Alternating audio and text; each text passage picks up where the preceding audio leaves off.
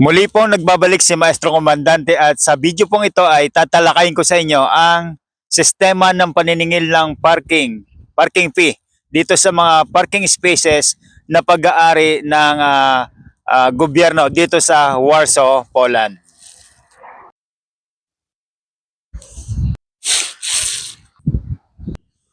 So ang mga parking spaces dito sa Warsaw, Poland ay lahat ito ay pag-aari ng pamahalaan ng lungsod ng Warsaw.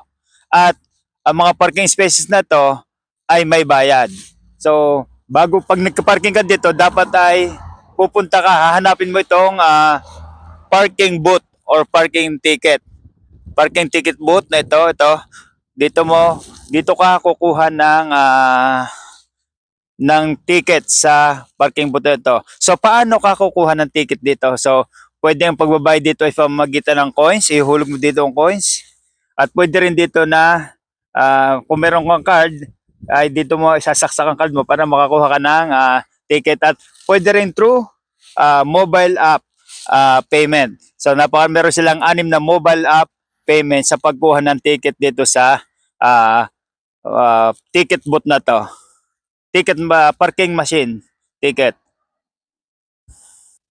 So mga parking zones nila ay may nakalagay na sign o simbolo na letter P. Ibig sabihin ay pwede kang mag-park diyan sa mga may mga sign na letter P dito sa mga parking spaces dito sa lungsod ng Warsaw.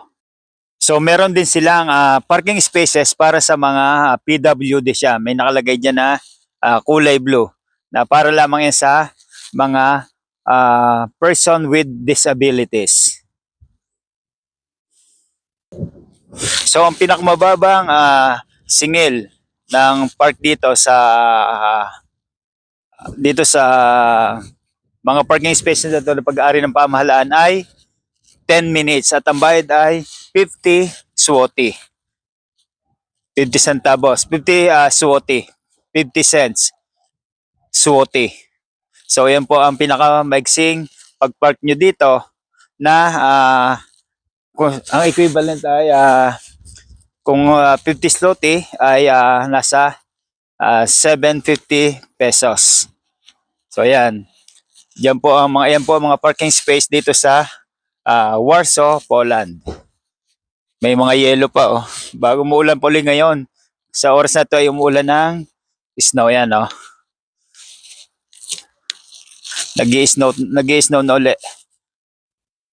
So dito, hindi katulad ng sa ibang mga bansa sa Asia na mano-mano ang paniningil ng parking spaces at ang nagmamay-ari ay mga pribadong mga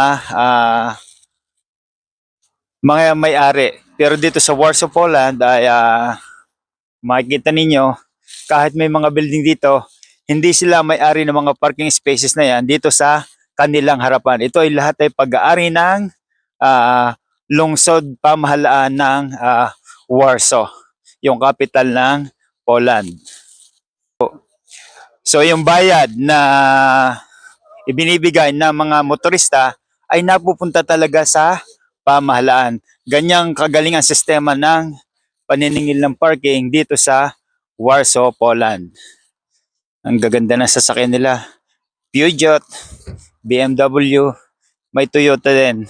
At meron din Korean car, katulad ng Kia na to.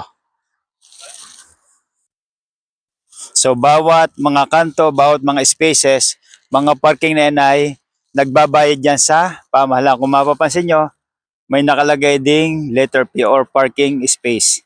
Na pwede ka, ibig sabihin ay pwede kang mag-park ng sasakyan mo dyan sa mga area na mayroong letter P sa sign. Ibig sabihin ay parking spaces. Pero siguro naman itong mga ganitong bike na nagpark dito, kinadena yung kanyang bike sa poste, ay wala itong bayad. Pero yung mga sasakyan ay itong mga parking spaces na nandito sa public domain ay pag-aarian ng Warsaw government.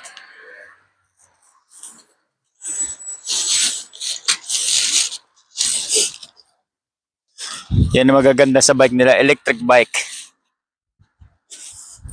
So yan, kung makikita nyo sa mga gilid ng kalsada, yan ay pag-aari lahat ng gobyerno.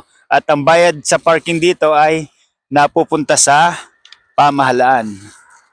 Hindi po yung napupunta sa mga pribadong individual. Lahat po yan ay pumapasok sa kaban ng bayan. So yan, ito po yan, mga parking spaces din po yan na pag-aari ng pamahalaan yan. Yan, may paparking na isa oh.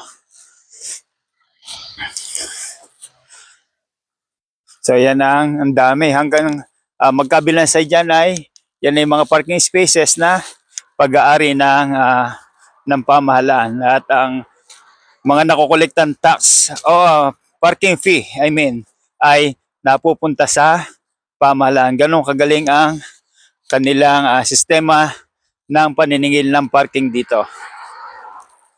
At hindi ka pwedeng hindi magbabayad ng parking dito sapagkat may umiikot na sasakyan na equipped ng scanning machine na malalaman nila kung sino ang hindi nagbayad ng parking fee. So ang parking fee violation dito is 300 PLN or 300 SWOTI. So it is equivalent to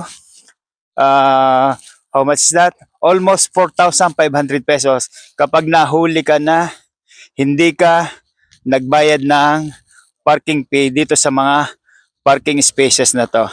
So kailangan magbayad ka kasi merong sasakyan na umiikot na nagtitingin kung nagbayad ng sasakyan ng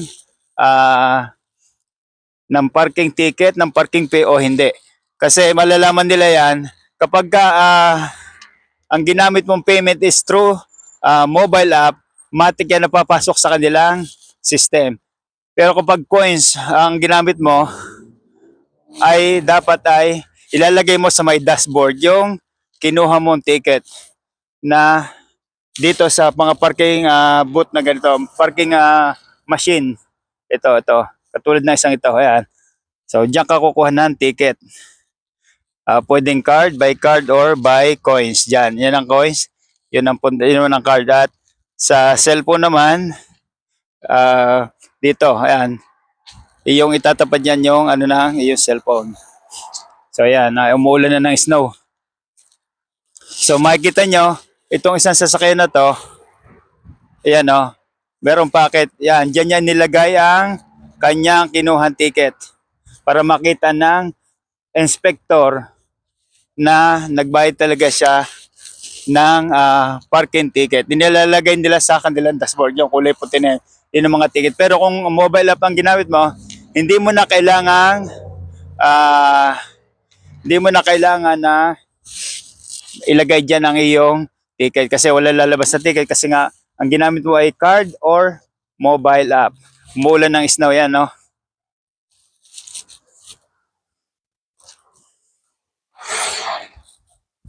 So yan ang sistema ng paniningil ng parking fee dito sa Warsaw, Poland.